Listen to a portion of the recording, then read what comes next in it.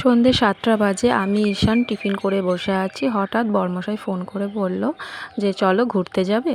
তো এবার আমি বলছি কোথায় যাবে, বলে এত রাত হয়ে গেছে, 7টা বেজে গেছে, দূরে তো কোথাও যেতে পারবো না, চলো কাছে কোথাও থেকে ঘুরে আসি।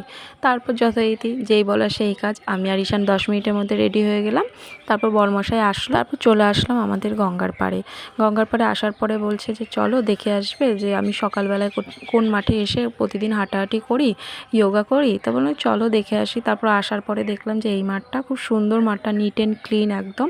তো এখানে ঈশান খুব ছুটোছুটি করছিল ফাঁকা মাঠ পেয়ে, আর ওরও এক্সাম শেষ হয়ে গেছে আজকে, ভীষণ খুশিও।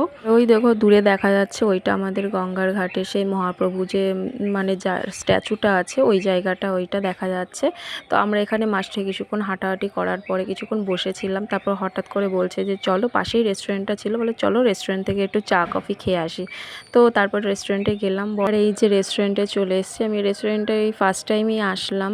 ঈশান আর বরমশাই এসেছিল এর আগে একবার। তো তারপরে এই যে চলে আসলাম, আসার পরে ও ঘোরাঘুরি করছে। আর এখানে একটা দেখো ছোট্ট ঘর, মানে কুড়ে ঘর টাইপের ছিল। বেশ এখানটায় ভাবছিলাম যে বসবো, কিন্তু ভেতরটা এত গরম ছিল, তারপর আর বসতে পারলাম না। অর্ডারটা দিয়ে তারপর আমরা বাইরে চলে এসেছিলাম, কারণ বাইরের ওয়েদারটা খুব সুন্দর ছিল। তো আমি একটা লস্যি অর্ডার করেছিলাম, তো সে তখন লস্যিটা অ্যাভেলেবেল ছিল না। তো তার জন্য ঈশান খেলো হচ্ছে মকটেল, আর আমার বরমশাই খেলো গ্রিন টি।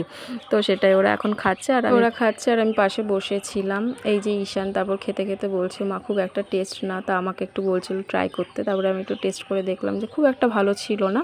তারপর বাড়ি এসে বরমশাই বললো চলো চাউমিন বা রান্না করে তোমাকে খাওয়াবো। তারপর আমি সব রেডি করে দিলাম, বরমশাই চাউমিনটা রান্না করলো। তারপর রাতের ডিনারটা চাউমিন দিয়ে কমপ্লিট করলাম। তো আজকে ভিডিওটা কেমন লেগেছে অবশ্যই কমেন্ট করে কমেন্ট বক্সে জানিও। বাই।